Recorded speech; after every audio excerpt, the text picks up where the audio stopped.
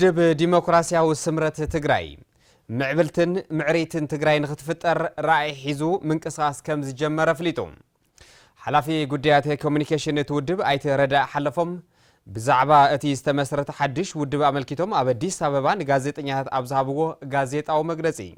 ትግራይ ዝተወደበ ሓይልን ሓድሽ ለውጥን ከም ትጠልብ ሓቢሮም ኣለው ናይዚ ፓርቲ እዚ መበገሲ ትግራይ ዘሎ ፖለቲካዊ ሁነታት ዝፈጠሮ እዩ ትግራይ ዘሎ ፖለቲካዊ ሁነታት ብዙሕ ሓድሽ ሓሳብ ዝጠልብ እዩ ሓድሽ ምትዕራይ ዝጠልብ እዩ እዚ ትግራይ ሓድሽ ነገር ይደልሎ ሓድሽ ለውጥ ይደልሎ ነዚ ሓድሽ ጠለብ ነዚ ሓድሽ ለውጥ ዝተወደበ ኣመራርሓ ይደሊ ዝተወደበ ፓርቲ ከዓ ይደሊ ነዚ ሓሳብ ዝገበረ እዩ በዚ ብድልና ሓደ ምዕራፍ ክንሰብሪና ዝብል ሙሉእ እምነት ኣለና ትግራይ ዝተፈላለዩ ሓሳባት ናይ ተቃውሞ ሲኹን ናይ ድጋፍ ሓሳባት እንትቀርቡ ነቲ ሓደ ንዓፈንካ ነቲ ሓደ ናረገጽካ ብሕታዊ መንገዲ ብሕታዊ ኣማራጺ ዝበሃሉ ነገራት ከም መሬት ትግራይ ክጠፍሉ ዝኽእሉ ኩነታት ንምፍጣር እዩ ኩሎም ኣማራጺታት ናብ ትግራይ ይቀርቡ ህዝቢ ትግራይ ወይ ከዓ ናይ ውድባት ኣባላትን ደገፍትን ኣመራርሓን ከዓ ናይ ባዕሎም ኣማራጺታት እናቅረቡ ህዝቢ ዝፈርደሉ ኩነታት ሓደ ፓርቲ ወይ ሓደ ተሓሳስባ ፈራዲ ዝኾነሉ ኩነታት ንምቁራጽ ሓደ ፖለቲካዊ ምዕራፍ ክንኸፍት ኢና ዝብል ሙሉእ እምነት ኣለና ነዚ እውን ብቐጻሊ ንሰርሖም ስራሕቲ ብፍላይ መናእሰይን ምሁራትን ካልእ ክፋል ሕብረተሰብን ልዑል ኣስተዋፅኦ ክገብሩ እዮም ዝብል እምነት እዩ ዘለና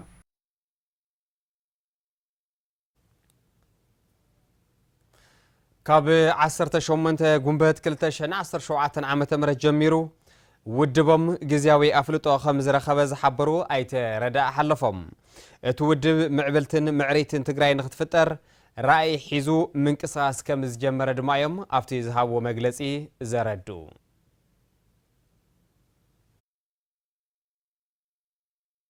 ከም ራእይ ሒዝናዮ ዝተለዓልና ምዕሪትን ምዕብልትን ትግራይ ምፍጣር እዩ معرين زدليلو بزح زي معريات زهون هنا تاسل زلوي سناي محدار خواني خليو أو ديمقراطي أو فتحي أو صوتا أو هيمانوت أو كواوي بزح وهنا زي معرين نتالو إذا قاعد حري بتعمي دماوي زهون كوينات حري جنسايداوي زهون كوينات إنا زلنا إذا تجري بتتمال زخدو يخد أنت توهيلو كيد خدو وتتنا يتمال من قدنا نبزي الكزي وسعنا سلا استمال نخدو حافظنا ورنا تم صبقاتو خنا قتصل نقدفهم زلنا نجارات قاعدنا أنا معروي زخنا خنات خن قد سلا زلنا بوحدو بتتمال زخدنا يمن قد خيد حقن إذا تجري حلف له خم زي يخل ديمقراطي تجري حلف خم زي يخل سنة محدار خنا قص خم زي يخل لما عترجع قص خم زي يخل قن رأينا هنا خوص زايد خم زي يخل كيد خيدو حد بوتا تحني كله مفتاح سلا زرلي البروجرام أبز حزي علم وزي حتى زلا ونتات بقم الزئتي كل مداي ونتات مالتي أو كوانا زلو معوالتات ونا بقم الزئتي أو يتبقى استفتر معواله ونا بقم الزئتي كم تعنتو يزول هو أو تقرأ زلو تقلوات كعب بقم الزئتي فالله نيزي حدث ولو دو تقلو بزم الاسمان قدي تقريزو ينا بسرح يأتو مالتي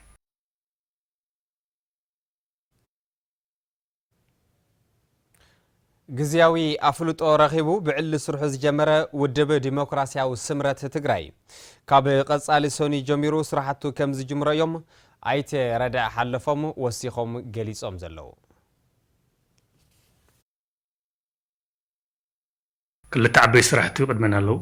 ሓደ ካብ ክልል ክሳዕ ጣብያ ኣወዳድባ ምጥንኻሪ ኣወዳድባታት ምፍጣሪ ክልል ዞባ ወረዳ ከተማ ጣብያ ኣወዳድባታት ክንፈጥር ኢና ግዚያዊ መተሓወር እዮም ዝኾን ቀዋሚ ይኾኑን ብኣባል ክፀድቁ ስለ ዘለዎም ሕዚ ከዓ ኩላህና ከም ብሓድሽ ተሓፂና ኣባላት ንኾን እምበር ቀዋሚን ገለን ስለ ዘይብልና እቶም ኣወዳድባታት ሰባት መልሚሎም ከዓ ቀፂሎም ናይ ምልመላ ስራሕቲ ክሰርሑ እዮም ማለት እዩ ካብ ላዕሊ ክሳዕ ታሕቲ ዘሎ ማሕበር ዝሰርሕ እዩ ካብ ትግራይ ወፃኢ ዘለዉ ኣብ መላእ ኢትዮጵያ ዘለዉ ተጋሩ እውን ነዚ ዕድል ዝኽረኽብሉ ዝኽእሉ መስርሕ ክንዝርግሕ ኢና ካብ ሰን ናብ ስራሕ ከኣትይሱ እውን ኣብ ኢትዮጵያ ጥራሕ ዘይኮነስ ካብ ዝተፈላለዩ ክፋላት ዓለም ዘለዉ ተጋሩ እውን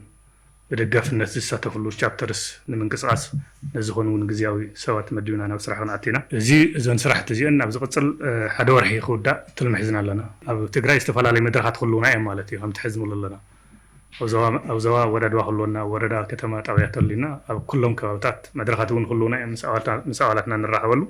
ሓፂር እዋን ድማ ደድሕሪኡ ዝህሉ ግዜ ጉባኤ ክነካይድና ማለት እዩ ጉባኤ ናብ ትግራይ ዝካየድ